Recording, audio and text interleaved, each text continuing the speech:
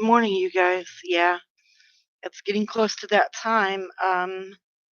You guys got about 2, 3 weeks left to learn this stuff.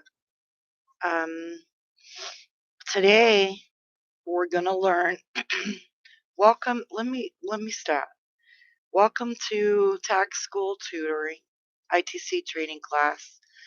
I plan on continuing this in the summertime because I believe even through the school there's going to be people with questions that may want an answer to like what I do.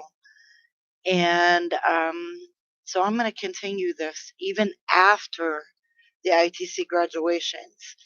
And in 3 weeks, we'll be back and I'm going to congratulate a bunch of you. So I'm going to try to get as much information out as I possibly can. I wanted to read your client. I was talking to a friend of mine yesterday, and she's really nervous about the ITC, but I told her she's going to be fine. She's got this. But a lot of these scenarios, put yourself in the situation. And I say this because when you're actually doing taxes, you're going to be the one sitting there listening to the client. If they have concerns of any kind, walk them through it.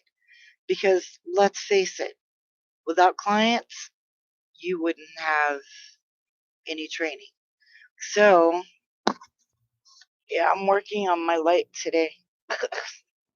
So let's start with last week we did Jade Smith, Rick Porter, and Laylee Duda. Those are posted on my Facebook page. Now Laylee Duda was the Lyft driver, right? And we know kind of, and then we went over the 401ks and the IRS and passive income, kitty tax, Schedule C, Schedule D, Schedule F. Depreciation is another one that we're going to be working on, but don't worry about that because you're not going to get a lot of depreciation questions in your ITC. So I'm going to start in right away. I'm going to start, like I said, with the IRAs. You have the 401k, the solo 401k, 403b, 457b. Let me hold this up so it looks like I'm looking at you. You also have the simple, the SEP, and traditional and Roth.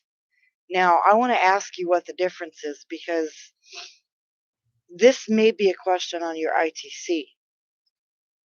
Traditional IRAs or Roth IRAs, simple SEP, 401k, 403b, 457b. Now, what's the difference between all these IRAs? We know they're retirement funds, right? The simple, the SEP, the traditional, and the 457b and 401k, these are what? These are employer-based retirement funds. And they go in detail a little bit more.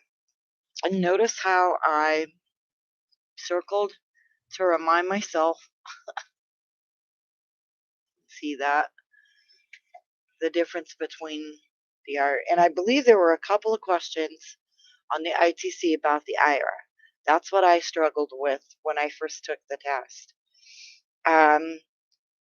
But that was my weakness. So I had to turn that around fast to make sure. Because retirement accounts, Social Security accounts, and other accounts are completely different. Now, some based employer accounts, and I can't say this enough, take the time to read what you're putting in. Because with the IRS, your first year, and you're not sure, ask a mentor. Ask somebody who's been there a year or 2 years, sometimes even more. I mean, this year I'm still kind of iffy with the IRS until I get more training with it as we go. So, and that's part of the reason why I do this, to keep my training alive. Now that my training is over and I've done all my hours and everything that you need to do, you need to continue reading, continue updating, continue whatever you need to do to keep this fresh in your memory until tax season starts. So I'm going to go to scenario one. Now I made up all the names, made up the amounts, made up everything, but these are a little bit more than your average scenario, what I've been giving you. So I'm going to throw something down because you guys are getting closer to your test. And so I want to make sure that you're reading these scenarios like you should be. So we're going to start with Carl Carls. Yeah, isn't that a lovely name? Carl Carls. He's 33, not married. His girlfriend and her son lived with them all year. Can Carl, what's Carl's filing status? Carl made $27,400. His girlfriend made $9,000. Her son is age 4. They live together all year. Can they file married filing jointly or married fight? No. No, they cannot because they are not married. They cannot file married filing jointly unless, and a rarity, and you make them know that if they do sign that, they will become legally married. And in some states, I'm not sure, but I'm in Colorado. If you file married filing jointly and you're not married, you're married. So be careful and walk that walk. So again, I'm going to read it again. Carl's his wages is 27,400. He's 33 years old. He's not married. His girlfriend made 9,000. She's 27 years old. And her son 4 lived with them all year. Can he claim her son as a dependent? Can the girlfriend file something else? Who gets the child tax credit? So these are things that I'm going to be asking on my Facebook page for you to follow. And next week, we'll talk about the answers. But I want you to really think about it. What is Carl's filing status? Can he claim them as dependents? I mean, they lived with him all year, but it's his girlfriend and her son. Keep that in mind. So I'm going to go to the next one. In this one, whoosh, it's going to blow you out of the water. So Dana and Lloyd are married. They have a daughter, Zoe, that's age 5, who lives with them. Dana does not want to file a joint return with Lloyd. So what's Lloyd's filing status? If they don't want to file married filing jointly, what is their filing status?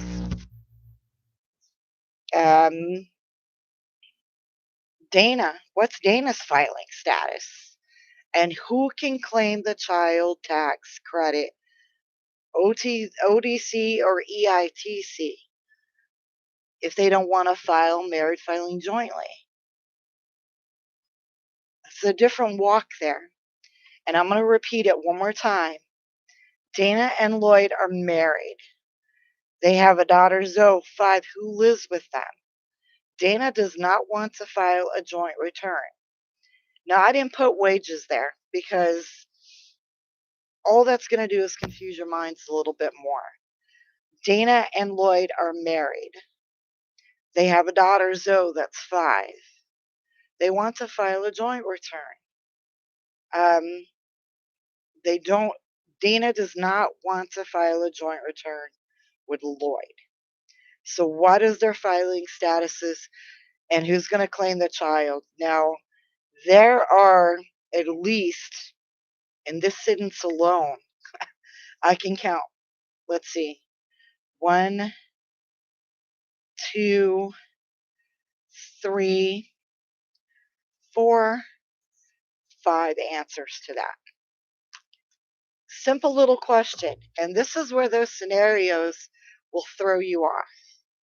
They will literally throw you off. Yeah, I'm wearing this because I'm expecting calls today, so we'll see. Dana and Lloyd are married. They have a daughter, Zoe, 5, who lives with them. Dana does not want to file a joint return with Lloyd. They're married. They're not going to file together. What do? Who claims what? And how many filings can they do? I mean, what is Lloyd's filing status?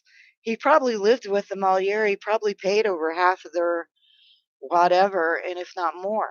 But nope, Dana doesn't want to file together. She wants to do her own. And here's a question for you, and I'm just going to throw this in.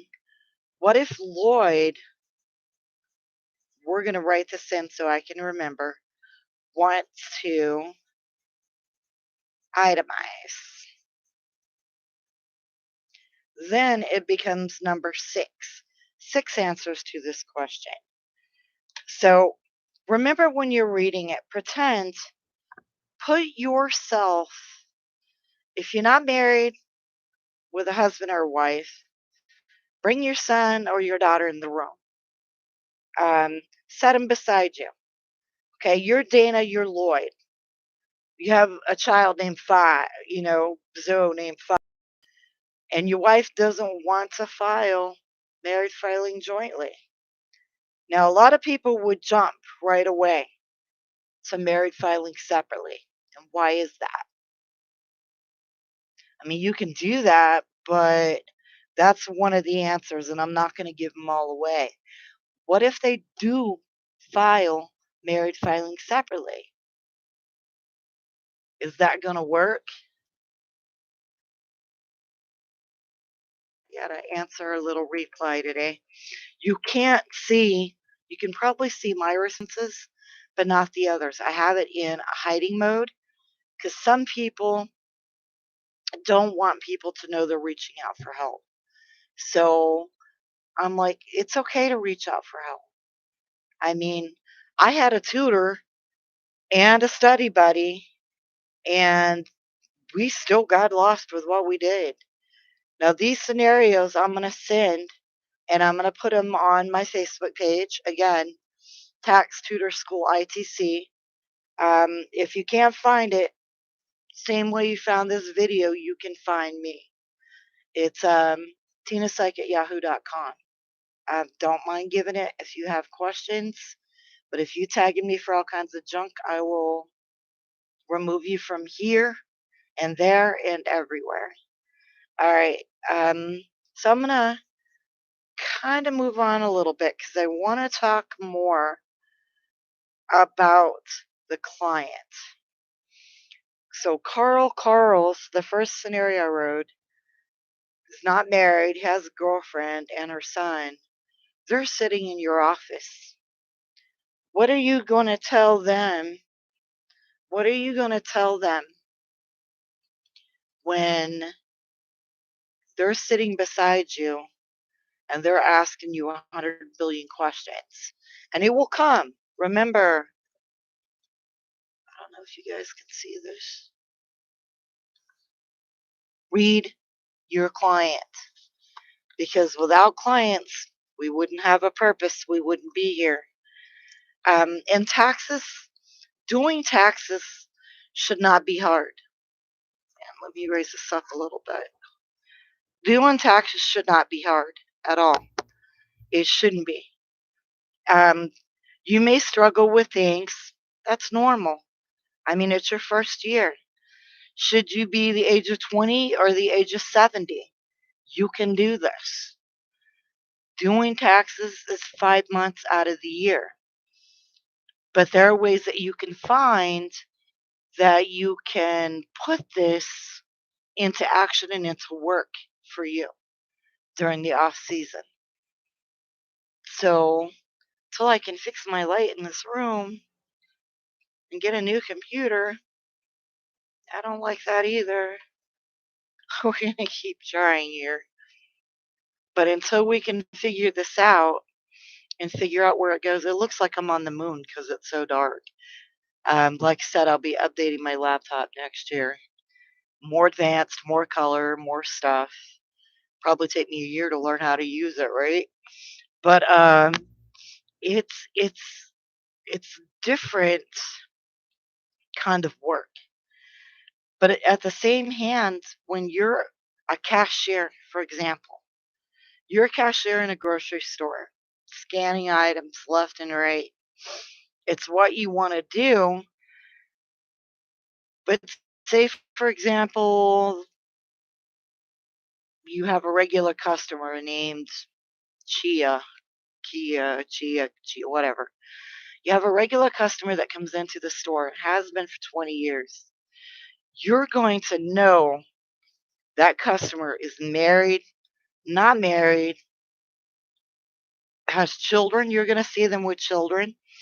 The same thing. You may even learn what they do for a living. Like I know they're a cashier, um, but I also know they work 2 or 3 other jobs and they do this and they do that. When you're in the tax office, don't just do somebody's taxes and walk them out the door. Even if you're doing virtual like I am right now, and I absolutely hate it because I look like I'm 100 years old. Um, Eventually, your client will get to know you, and you will get to know your client. Learn, you know, okay, your client Carl's, well, he has a girlfriend and a son that's 4. Okay, we'll say this client and his son, the son's been coming with Carl's, and they've been coming for 7 years. Well, the son's not 4 anymore, and a lot of the software, which is probably where you guys are at. A lot of the software is going to tell you what the kid's age is while you're doing it. So it's like, okay, well, let's pretend the son's name is, we'll just call him Son. Make it easier. I'm not going to make it confusing. The son is um, 7 now, and the son is older, but the son's been coming to you every couple of years. And Carl, so ask Carl, hey, have you and your girlfriend gotten married yet? Are we going to be putting Mary down here? Talk to them. Get to know them. Make them feel comfortable being in your office. Because that, my friend, is going to get you a client coming back to you. It's like, I got to get used to looking in these cameras, let me tell you. Um, my camera's older, so when I move around, I'm like in hyperspace. But read your clients. I had 2 ladies come into my office last year. Never met them. Never knew them. They came from all the way up in the mountains, and they came down to do their taxes because they wanted to feel more comfortable. Well, it turns out the 2 ladies worked at an airport up in the mountains. That was their job.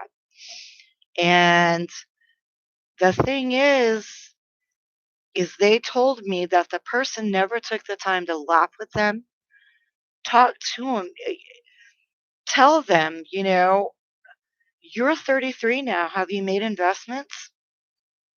Talk to them about 401ks. Do you have a 401k? Your client may have a job they've worked at for 10 years and got 401ks, but never thought about doing anything with taxes with it. I know a lady who works in the store where I shop at, and she walked up to me finding out I'm a tax person, and her tax pro has never once asked her about the house. She's lived in this house for 10 years. She pays taxes on it every year. Shouldn't she be getting some kind of money back? And my answer to her was, bring your paperwork in. Let me take a look at it. Bring it into my office. Why did I do that? Why specifically did I say, "Bring it into my office"? Because if I can get her in and I can get something going on this house, I've got a client that's gonna come back, guaranteed client that's gonna come back every year. Now you can run and you can do, um, let's see, you can run and say, "Okay, well, no, you're not gonna get anything back, but I'm gonna take the time and I'm gonna go through what I need to make sure this lady doesn't or does get anything back."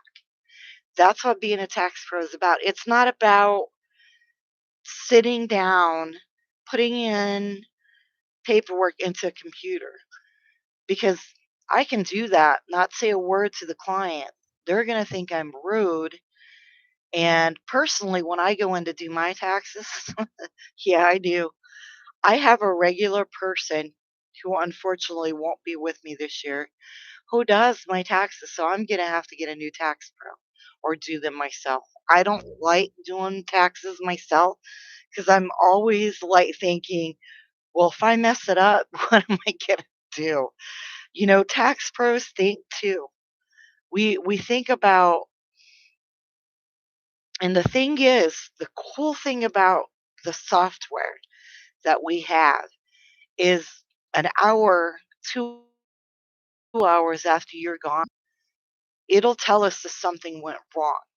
If something didn't match with the client, it'll say the names were off, the W-2 didn't extend enough for an IEC. It'll say that. But the thing is, if you're sitting with the client and you're looking at that screen and you know that Carl's made 27,400 and you use that tax table and you put his girlfriends with it, I'm not saying you can, but I'm saying if they were married and you put them together and you use the tax table and how much their federal withdrawal is, you can sit and talk with them, say, "Look, this is your options. This is what I can do for you." Also, don't be afraid to put in, well, whatever office you're working in, I'm sure they have some kind of, like, if you're working with a CPA or an EA or a tax office, or if you're working anywhere, you have closures that you can say, "Well, let us protect you. Let us add you. Let us put you on our file." You also have emails or virtual places that you can go to. Or say, like, Carl's came in and he did all of his work, but then something happened and went wrong. Well, I want to be able to reach him, but his phone number's always busy. Always. This man works his butt off and I can't reach him. So what am I gonna do? I'm gonna go to this place where I can, and it's called all different things, but each reputable company has one, whether it's an email or this or that. They have a private email that you can exchange between each other, certain accounts you can set up. That way the customer doesn't get lost in the transaction. I mean, because a lot of tax pros, let's face it, after that April 17th or now May 17th, whatever it's gonna be, um, let's face it, some customers will get lost in translation. Let's make sure they don't. Let's make sure we can reach them. They'll give you a cell phone number from like 100 years ago. Let them know in the event anything happens, I need to be able to reach you. And most people, yeah, here's my number, and they missed a number. Make sure you have that backup. Make sure you give them a card with your email on it, and you do anything and everything that you can to reach them back. I've talked a lot about clients, but I'm going to post all this on my Facebook page. Um, we're going to talk a little bit more about read your client. is a private group. Actually, it's not private. Anybody can read it. It's Tax Tutoring School ITC, and it's free. Free, free, free, free, free. You may have to watch a commercial, wait the 14 seconds, whatever it is, but it's free to you. I need to learn how to sit still in these things. But anyway, you guys have a good day. Thank you for joining Tax Tutor School ITC training. And remember, 3 weeks. 2 weeks for some, 3 weeks for more. Time is coming. Watch these videos. You can slow them down if you want. I do the slow mode about 60 minutes, so it'll actually slow down a little bit. Practice your scenarios. Practice acronyms. Acronyms are going to be a big thing. Like, what is passive income? What is child tax credit? What is this and that and the next thing? When I first started this tax tutoring school, one of the first things I talked about that I did was write down the acronyms. I started with A and B, like Schedule B, C's. Wrote a book. I literally have a book with acronyms in it somewhere, unless I changed it, but it's in here. Acronyms and like Schedule D. But then I wrote down, I didn't write just down Schedule D. I wrote down the definition of Schedule D. The same thing with, if there one out there, child tax credit, ODC, dependent care credit, ODC. Um, write down the definition of ODC. And if you're reading, a lot of you guys are going to be reading now, take a minute or two and write down what you struggle with. Write down your struggle, because that's what you're going to struggle with the test. If I would have done that, if I would have wrote down that I struggled with IRAs, I probably would have done better. I still passed, but that was my weakness. And we're going to stop there because I'm way over today. And I'm going to bring up clients again next week, and we're going to go over all the scenarios that we've been talking about. We're going to refresh everything I'm talking about. Plus, we're going to go through the acronyms and a few other things. I'm going to start pushing a little bit to get you guys out there, get you going, keep you strong. You have a good one. Have a good day no matter where you are, how far. I have one lady right here. She doesn't mind sharing who she, okay, you do. But anyway, I have a lady there who's coming all the way from Canada, who's watching me. She wants to learn this as well. So you guys be good, stay safe, do taxes, because taxes should not be hard to do. Peace out. Ugh.